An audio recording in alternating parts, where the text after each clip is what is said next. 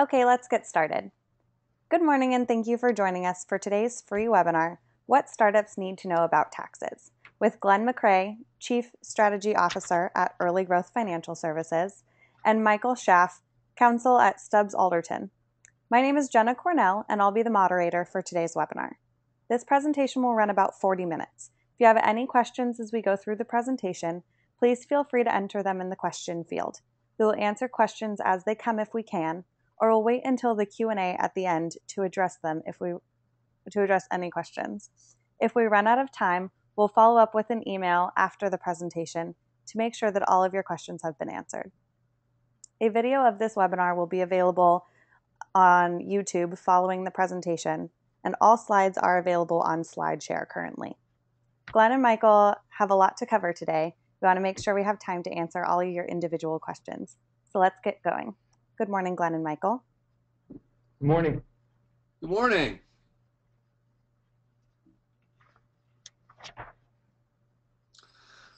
This is Glenn McCrae. As Jenna said, I'm the Chief Strategy Officer at Early Growth Financial Services. It's a beautiful day here in the Bay Area. Thanks for joining us on our presentation. Our firm is an outsourced financial services firm. We work with small to large companies across the U.S., but primarily we're focused in the San Francisco Bay Area and servicing tech companies. Michael Shaff with Stubbs Alderton Markiles. We're in Sherman Oaks and Santa Monica, California. We're sitting in Santa Monica right now where it's an overcast day.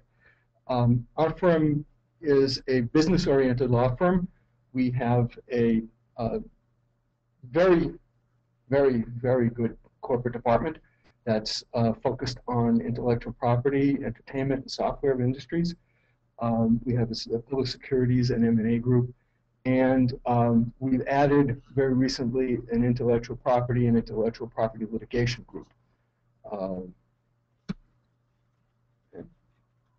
Ready to go?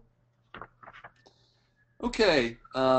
Basically, what we're here to tell you about is the kinds of things that you need to think about when you're running a business. So our clients are usually small, and they're just getting their feet underneath them as a business organization, and they're trying to get their hands around the things that they really have to worry about. We all know that as startups, you'd like to focus on what kind of things you need to do to get traction for your business model. You may be thinking about fundraising. You may be thinking about just what kind of technology issues do I got to come to grips with? How am I going to get customers? How am I going to build content? Very often the last thing you want to worry about is taxes. But that's one of the things that when you're running a business, you need to be thinking about, because you don't want to be running afoul of the different regulatory organizations. And the organizations that are out there that you should be concerned with are across the board between federal, state, municipal, tax, sales tax authorities. All these kinds of agencies have an interest in your business.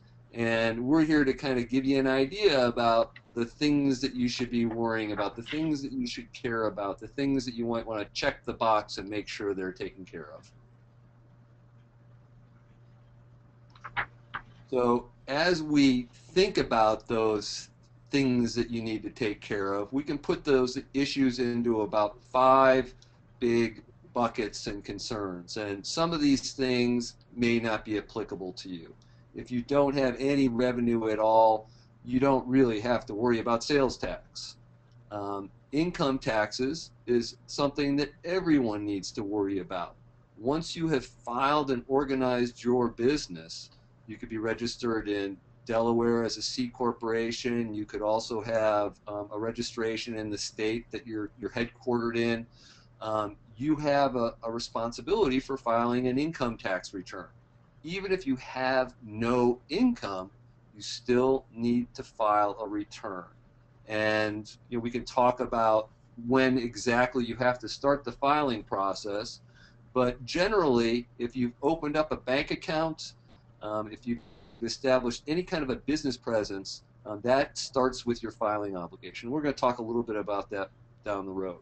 Then the next issue is compliance and registration issues. So for those of you who are registered in Delaware as a C Corp or another entity, you realized that you had to file your Delaware. That's something that comes under that category. Then there's other kinds of compliance issues that have to deal with where you're located as a municipal location. So where's your headquarters? Lots of different cities have registration requirements based on the city location. Payroll taxes, that's another significant concern. We're going to touch on that. Compensation issues. There's a lot of things around compensation issues and taxes both for the corporation and for the individual, and sales tax. We're going to touch on all these areas in this conversation today.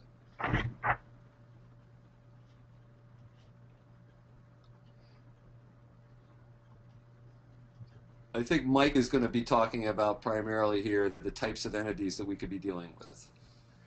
Well, just following the slide, the first consideration in choosing an entity is whether it should be a pass-through entity or not. Most startups, I would think, would want to be a pass-through entity, at least until they have venture funding that requires them to be a C Corp. That allows losses and deductions to pass through to investors to the extent that they're actively involved in the business. And it also allows for one level of tax if the entity is sold, which is an important issue. A C corporation, as I mentioned, if your investors are requiring you to be a C corporation, if you're part of a larger group, you may have to be a C corporation. In that case, as Glenn mentioned in the last slide, you'll want to be, you'll start off by filing federal and state income tax returns, even if you have no income, because you want to start to establish something called a net operating loss, which actually is an asset to investors going forward. It protects the company from having to pay taxes going forward. An S corporation allows you to be a corporation if you have the right kind of shareholders, which is 100 or fewer U.S. Resident individuals. It's hard to become an S Corp, and because if you've been a C Corp and you switch to an S Corp, there's a valuation issue and there's potential 2 levels of tax. In addition, the wrong kind of shareholder can cause an S corporation to become a C corporation instantly. In a partnership for tax purposes includes limited liability companies and limited partnerships. They're the most flexible, probably, of all the choices of entities. In a vacuum, I usually recommend use of a limited liability company because it affords the limited liability for investors that a corporation does, yet it has 1 level of tax. And if there's going to be an asset sale, that it's just an advantage for the exit strategy, if that's possible. Finally, foreign entities.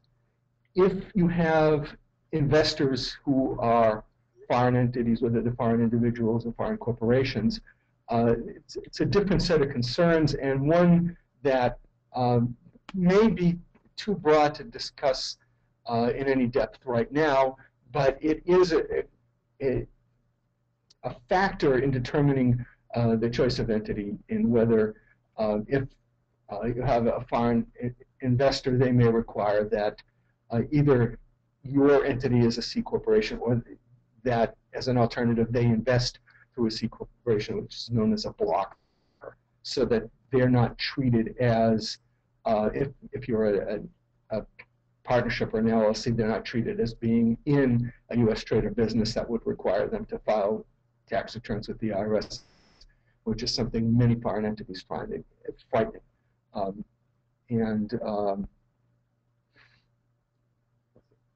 There are other considerations when there's foreign entities, which, if anybody has any concerns, please shoot them up as a question.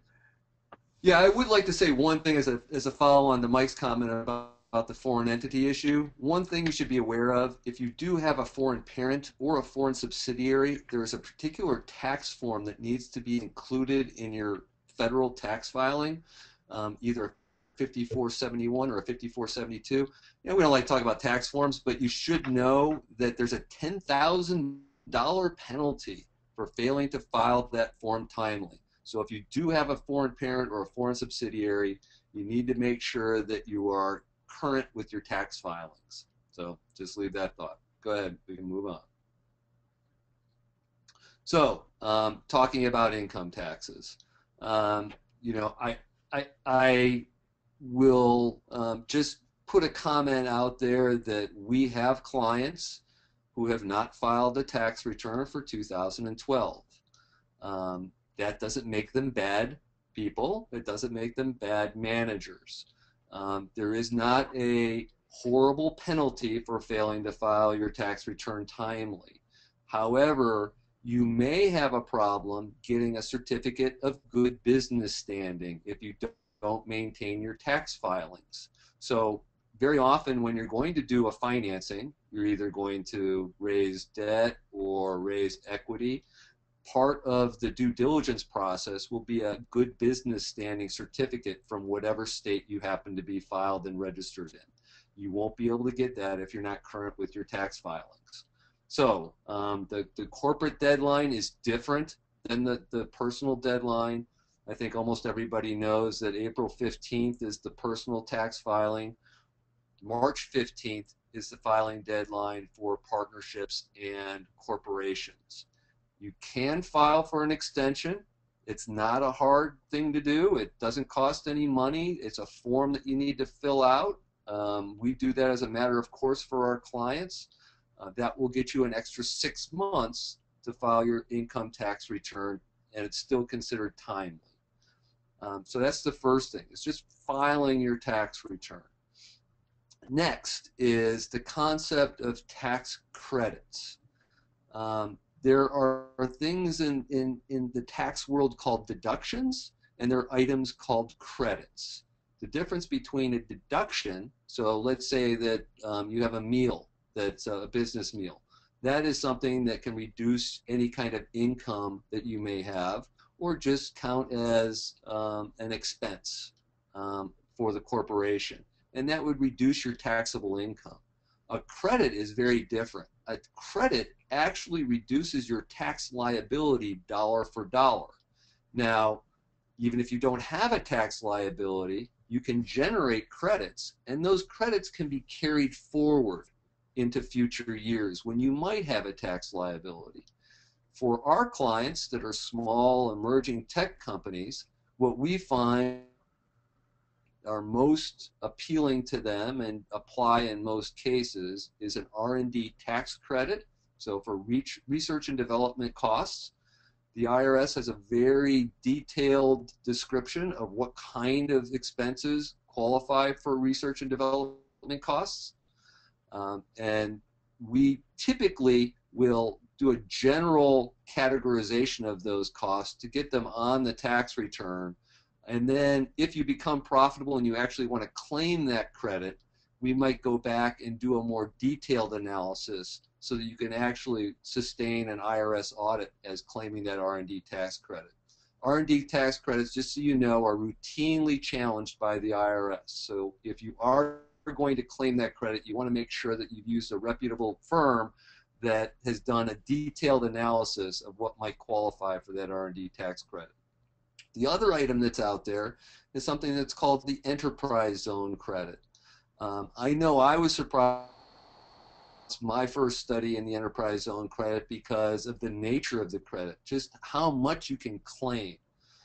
You can actually, if you've got one employee that cost you $60,000 and you happen to be headquartered in an enterprise zone, then you can Google enterprise zone. In California, there's any number of enterprise zones. Here in the Bay Area, give you an example, anything south of Market is basically an enterprise zone, and there's still some areas north of Market that are enterprise zones.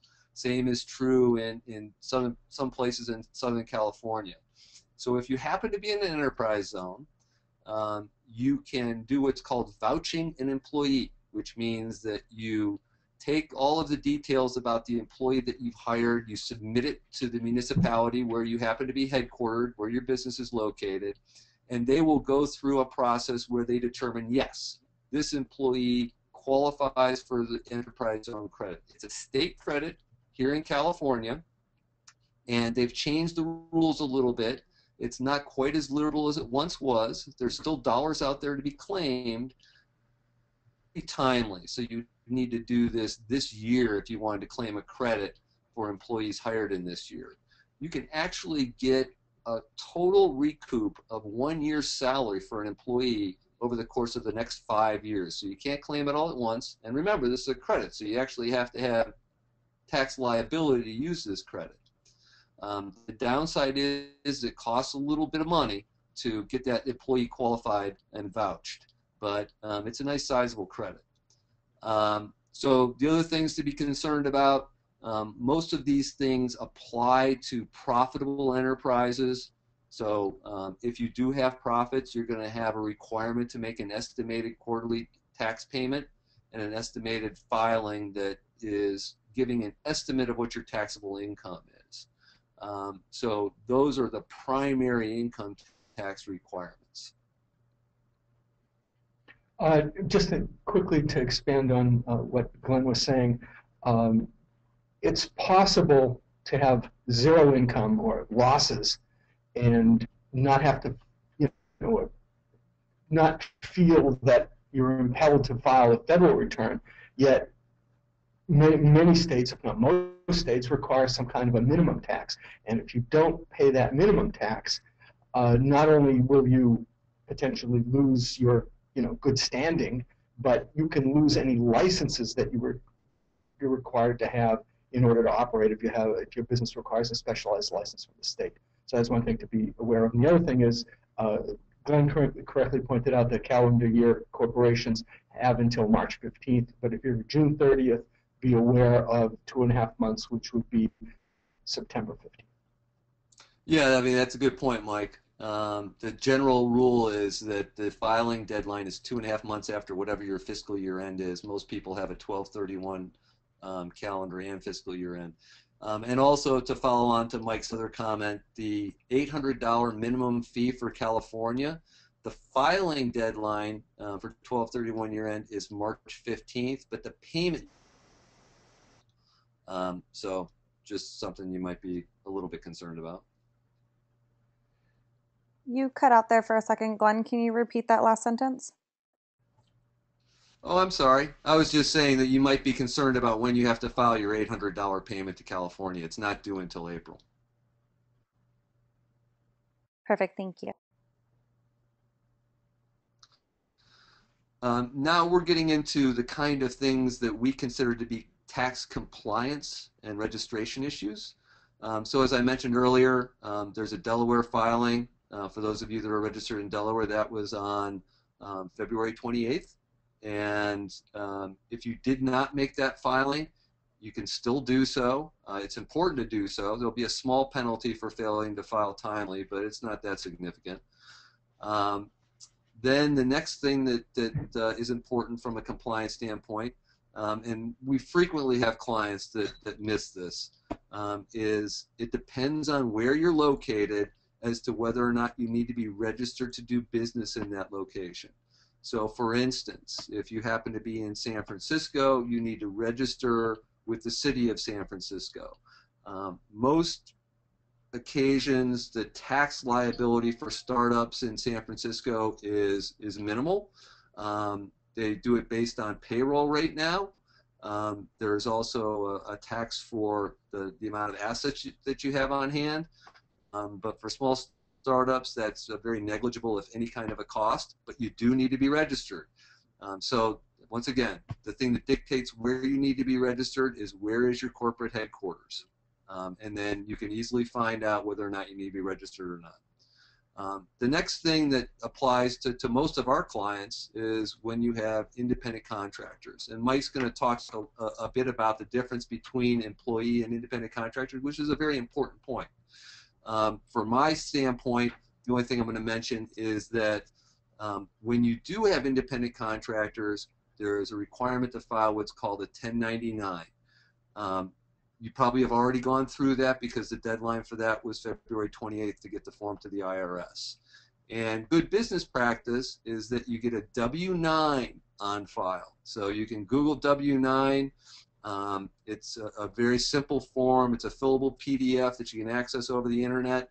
But if you ever get audited by the IRS, they're going to want to see a W-9 on file for all of your independent contractors. It basically says this is their name, this is their tax ID number, and this is their address. It's required for anyone who is not a corporation who you've used as an independent contractor and paid, I believe, $600 is the threshold. So good business practice is before you make that first payment, get a W-9 on file, and then you'll be in good position to file the 1099s when they're due at the end of the year. And expanding on what Glenn was saying, you have to ask yourself, do you want these people to be independent contractors? Now, there are people who are providing services for you who provide services for many companies, and they're clearly independent contractors. And then there are some people who only work for you, whose work you control, perhaps whose hours you set, whose where they report to work you determine. Those sound more like employees than independent contractors. The downside is if you're not paying the employer's portion of their employment taxes as independent contractors and you make them employees, you're going to have to, it's going to cost you a little bit more out of pocket, but you're going to have the peace of mind of knowing that the IRS and the state franchise tax board, the state employment development department, and even the state workers' comp board will not challenge your classification. And some of the California state agencies have stepped up their scrutiny of the treatment of independent contractors. So if you have a full-time exclusive independent contractor, you may want to determine whether he or she is actually an employee. Glenn? Yeah, well, I was just going to say on foreign contractors, this question comes up all the time.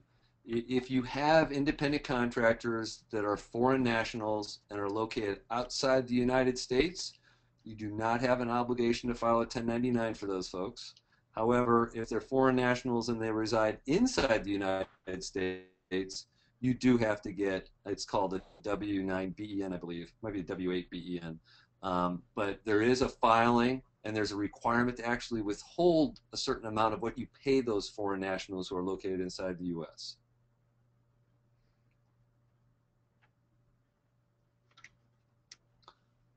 Okay, Mike's going to talk a bit about payroll. All I wanted to say is that we advise clients all the time about what type of payroll system is most appropriate for them. You can go anywhere from a very low cost approach to payroll, which is using for payroll processing. There's any number of services. ADP even has a low cost service. All the way up to the high end, where you could have what's called a PEO, or a professional employment organization running payroll and human resources for you. So we often talk to our clients about what situation is most important to them. And Mike's got a number of comments along these lines. Thanks. The payroll tax system has both filing requirements and payment requirements. And unlike the income tax system, the payment requirements are not linked to the filing requirements. Most employers have to make federal tax deposits. They have to make them electronically. Just mailing in a check is not sufficient anymore for most businesses. You have to make an electronic funds transfer to the IRS, usually within 2 business days of the end of after a payroll. You have to file a quarterly employment tax return with the IRS and an analogous filing with the Employment Development Department of the state of California. There are penalties for failing to deposit taxes. There are penalties for late filing of the quarterly returns. Even if you're using an outside payroll service, they may only be filing the quarterly tax returns. You may still have retained the obligation to make payments. And if you're not using a reputable payment service, you may find, as occasionally happens, that somebody's absconded with your money. So you need to be diligent about the performance of your payroll service as well. There is potential personal liability for failing to collect and pay over employment taxes from your employees. If you've ever been involved in a struggling company, the temptation may be not to pay payroll taxes, but to pay utilities, pay suppliers, with a view towards getting things straightened out, working out the cash flow problem, and then paying the taxing agency later. It's a big gamble because if you're wrong, there can be personal liability for whoever is, quote, a responsible officer of the company. And that can include investors who have a big say, board members who had a say in that determination, as well as officers and even employees who have power over check writing. So be very careful. If the company doesn't file its tax returns, then the IRS has the authority to file a substitute for return. Doing that usually means that they will use the prior quarter's numbers, and if the company is contracting, that will result in a tax liability that's much higher than it should have been if the return had been filed, because they'll be using numbers that reflected a great number of employees and a higher payroll. Glenn? I didn't have any add-on. Okay. Here on compensation issues, this is near and dear to the heart of most of our clients who are startups. And obviously, stock options are something that is a great motivator for getting great talent to want to align their interests with the company's interests. And it's a great way to retain your talent. So there are any number of strategies that you can deploy when looking at using stock-based compensation, and Mike's going to talk on the beginning parts of these issues. Okay, there's two kinds of options that a corporation can issue, and those are incentive stock options and non-qualified options. Under current rules in effect, options have to be issued at market or above market. They cannot be issued in the money. That creates first of all, it causes them not to be incentive stock options, and even for the non-qualified options, it creates income tax inclusion for the employee. It's simply not worth going there. Incentive stock options don't result in ordinary income on exercise, and if the stock is held for a year, they result in capital gain for the service provider. Non-qualified options result in income on exercise of the option, and then if the stock is held for a year, capital gain. Most of the time in practice, non-qualified options aren't exercised until the company either goes public or is about to be acquired, so there's usually compensation income for the employee and offsetting compensation deduction for the company. Incentive stock options create income for the alternative minimum tax. It's sometimes called an item of tax preference. The alternative minimum tax for single individuals kicks in after $52,800 worth of alternative minimum taxable income. So it may be possible in conferring with your own personal tax advisor to determine whether and how much incentive stock options can be exercised each year without triggering the alternative minimum tax, which is basically a flat tax that kicks in at 25% and then jumps to 28%. Profits interests are available for entities taxed as partnerships, LLCs, limited partnerships, and general partnerships. And basically what they say is, if you take a snapshot of the value of the company and issue an interest that on the day of issuance would be worth zero, then the profits interest is not a taxable event on issuance.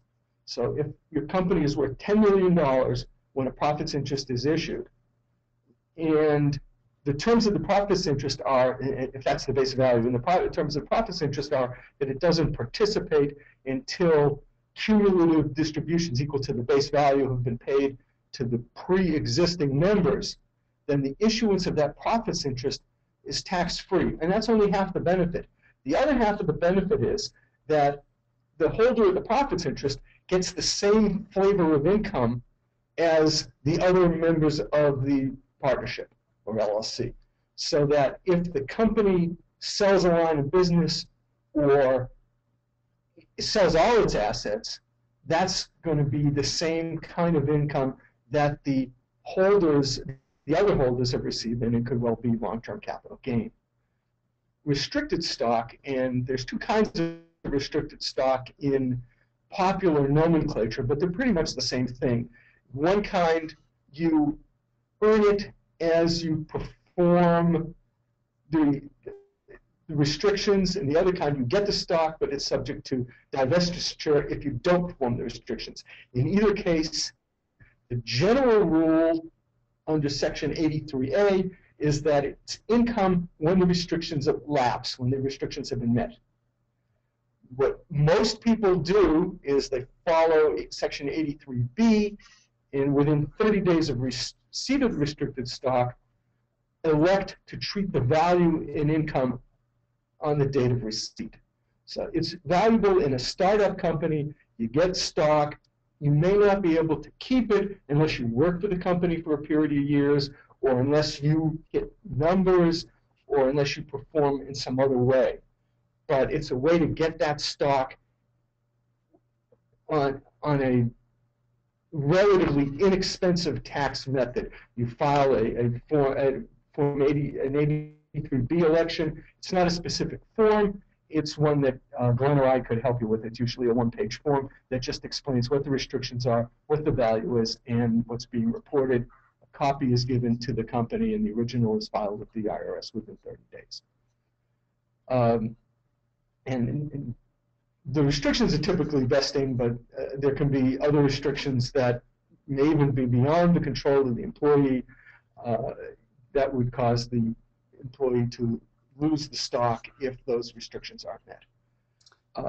Finally, Section 409A is I'll call it a pervasive regulatory scheme that covers most aspects of deferred compensation. That can involve anything from the company holding money for the employee to issuing options that are in the money, a deferred bonus plan. Many of these things have to be run through Section 409A, which is complicated enough, and the regulations under Section 409A, which probably account for 20 pages of very complicated rules and restrictions. One of the things that's a practical issue that people do is when options are being issued to key executives, there's a safe harbor if the value of the company is determined by an independent qualified appraiser. I contacted an appraiser with whom I've dealt before, and he said that the ballpark for a 409A appraisal is usually in the $8,000 to $20,000 range, depending on whether the company has recently done a financing or not. And by obtaining an appraisal, you fall into a safe harbor so that if it turns out that the company was undervalued and the options were actually issued in the money, there won't be penalties for both sides. I will tell you folks, just to take the shock value out for anybody who has to do a 409A, Um, our firm does provide 409A services, and our pricing is more along the lines of $4,000 for a startup seed stage, and it goes up from there. So it's not always 8 to 20,000. But the thing I just wanted to mention to you is the reason you need a 409A, and Mike alluded to this, is that you don't want to have a taxable event to your employees just by virtue of the fact that you've given them stock options. And so you have to establish the fair market value of 1 per share common stock. And that price then becomes the exercise price for your options. The requirement for a 409A study is basically you need one pretty much coterminous with when you're issuing your options the first time around, and then you need to refresh that 409A study every 12 months if you plan on continuing to issue stock options. 409A can be very complicated, as Mike said, and if you've got any questions along those lines, feel free to reach out to us after this presentation.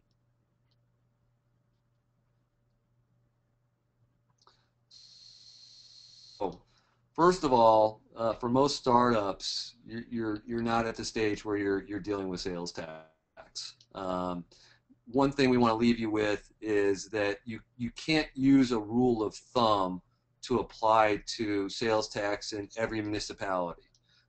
Sales taxes are complicated, and the reason is every state has their own rules, and some states have their own rules within the municipalities of that state.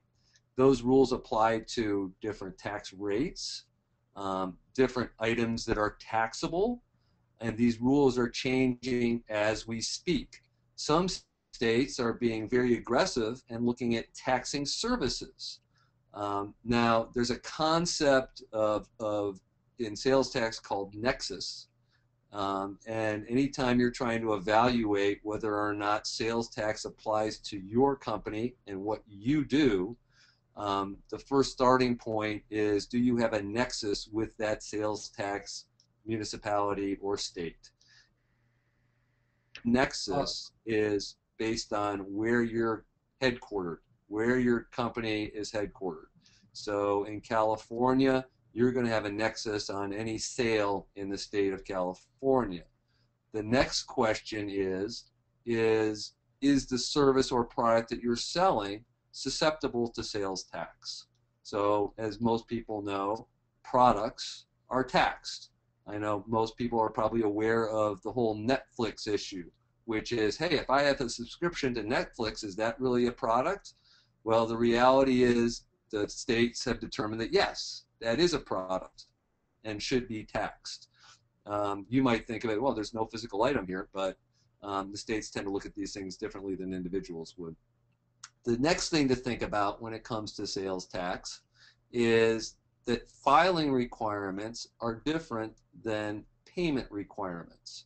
So when you've got an individual, there are a number of applications out there that can be connected to shopping carts where you can calculate the tax due on a particular location. Well, that's great. You've now collected the tax from the customer. You're holding on to that dollar. Now, how do you get that money to the taxing authority?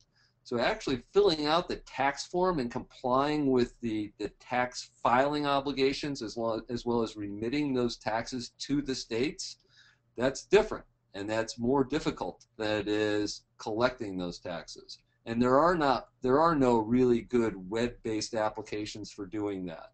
So the task of being in compliance with sales tax is not necessarily an easy thing to get your hands around. Thanks, Glenn. And I would just add that in expanding on what he was mentioning about the different jurisdictions having their own rules, I read a ruling yesterday out of New York where a minister who had her own corporation and would provide sermons and counseling at different churches, and they would hire her S Corp, had to go and get a ruling that the provision of religious ministerial services was not taxable under the sales tax rules in the state of New York. So many jurisdictions are becoming very aggressive in this area.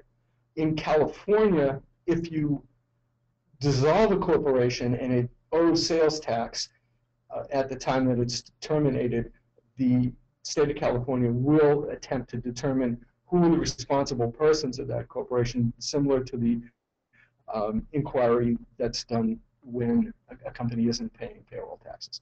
So it's best to, if a company is being terminated, to make sure that the final sales taxes returns are filed and fully paid.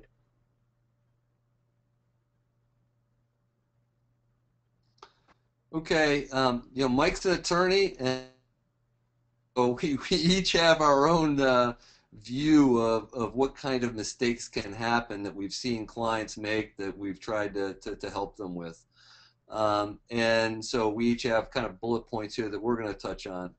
From my standpoint, I think the number one thing that I think if I could leave and impress upon my startup audience here is that you definitely want to separate your business and your personal finances. Almost every startup that we run across gets started from day one by financing their business activities out of their personal account. If you're one of those startups that on day one started a bank account in your corporate name and you contributed a sum of money into that bank account, congratulations. You are in the minority, and that's the best way to handle it.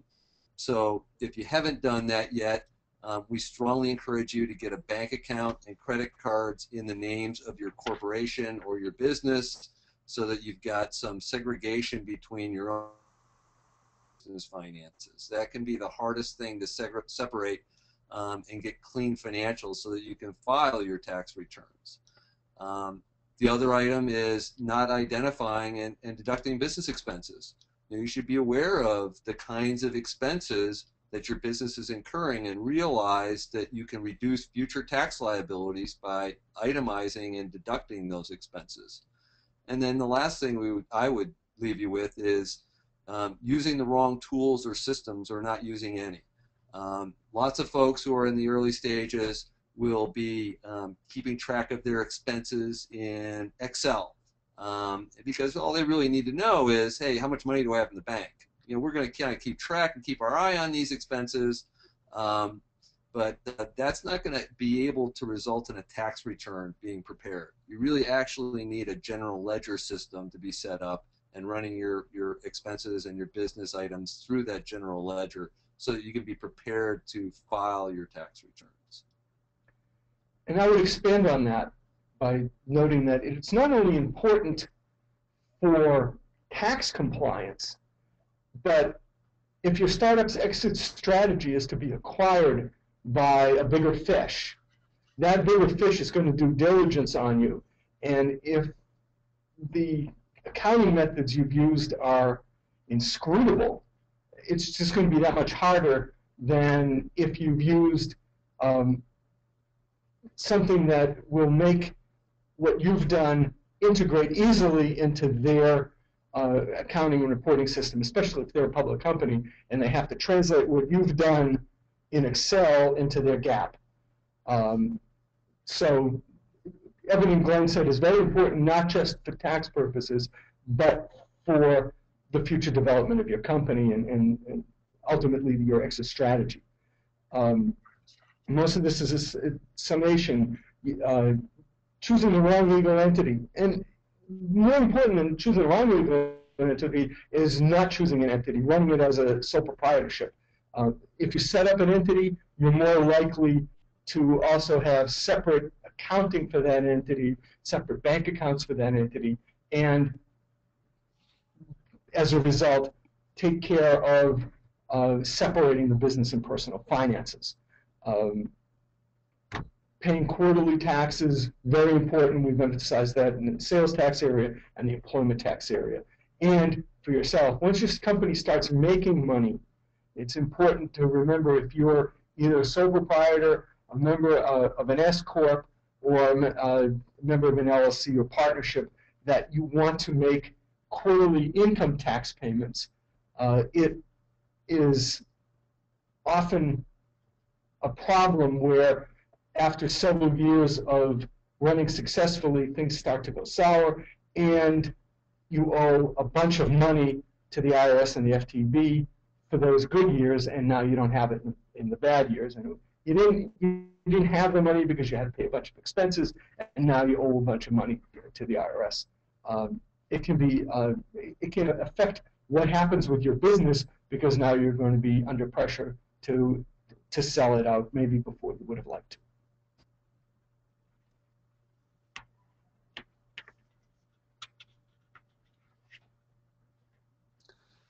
Okay, the only thing that I'm going to say in terms of professional tax expertise is, thinking about it from both the legal and accounting side. Michael talked on the legal side, but we see that some of the clients that we bring on the tax side may have been working with people who don't really understand small startup issues, and that's important both when you're looking at the types of credits that are available. But also in terms of tax planning, segregation of expenses, thinking about planning for credits that you might be claiming down the road, as well as being in a position to support clients who are going to go through an IRS audit. You want to make sure that whoever you're using has been through the wars of an audit before, and not just handling personal tax returns. And my point would be, in summation, that you would want a legal partner who not only knows tax, but is part of a group that has insights in the mergers and acquisition area and in public securities offerings, so that you can call on a multidisciplinary approach if needed. Thank you.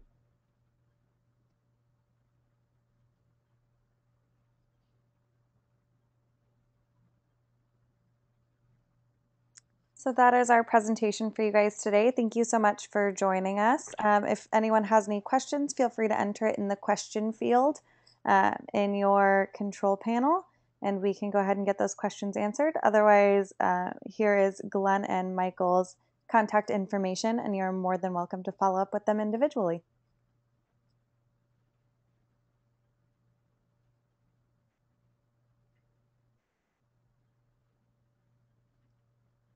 We have a question from the audience. It says, we work from Menlo Park, California, but incorporated in early January 2013 in Delaware. If I understand correctly, do we have to pay the $800 minimum California franchise tax for the first time this April 15th? Yes, and that'll apply to 2014.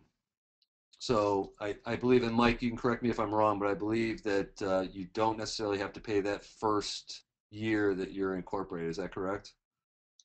I believe if you incorporated in the last 2 weeks of December, they give you a safe harbor.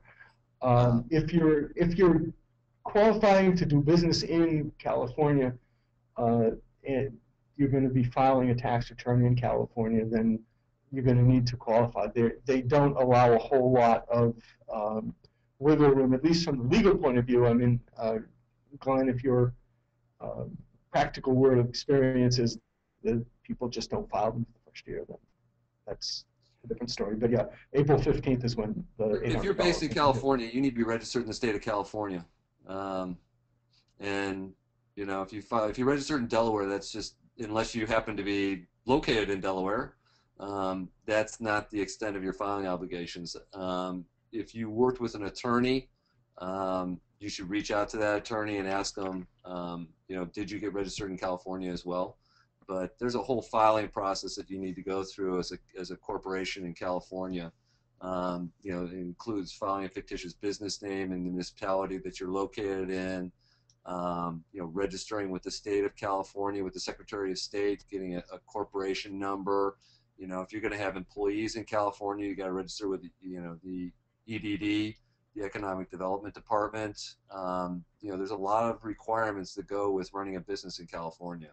So I suggest if you have an attorney, you reach out to that attorney. If not, you can either research it yourself or reach out to us, and we can help you understand your obligations. Absolutely. Our next question from the audience is, what ledger systems would you recommend for keeping track of our financials? That's a great question. I guess the question depends on how aggressive you plan to grow as a business. Do you plan to seek venture capital investing? Do you have a requirement? What we see is that when you have professional investors as part of your investment team, that you're going to need to require monthly financial statements in accordance with generally accepted accounting principles, known as GAAP.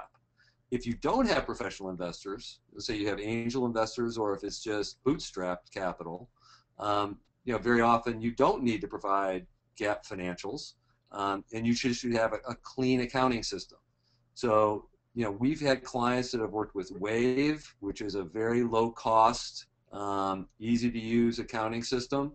There's Xero out there that I've seen clients use. We really don't like Xero because it's hard to convert from Xero, which is a cash basis. It's really easy to use if you're a founder in a startup. It's just very hard to convert from cash basis to accrual basis when you're using Xero, but it can work. We see most of our clients that have done it themselves using QuickBooks Online, but that requires a little bit of knowledge with ability to dig in a little bit into how to work with QuickBooks Online. It's user friendly and it's inexpensive, so that's what we see a lot of folks using. Personally, our firm uses QuickBooks Enterprise, and QuickBooks, the Enterprise version, can fulfill the needs of most clients. When you get into manufacturing and other kinds of operations like that, you'll move past the abilities of QuickBooks Enterprise. But in general, I would say that Wave and QuickBooks Online are probably the best answer for very small startups. Perfect. It looks like that is all of our questions for now. Feel free to email Glenn or Michael directly with any follow-up questions. And like I mentioned at the beginning, this presentation as well as the slides will be available on SlideShare and our YouTube channel. You guys enjoyed the presentation this afternoon, and will be able to join us for upcoming webinars soon. Have a great day. Thanks, everyone. Thank you. Bye-bye.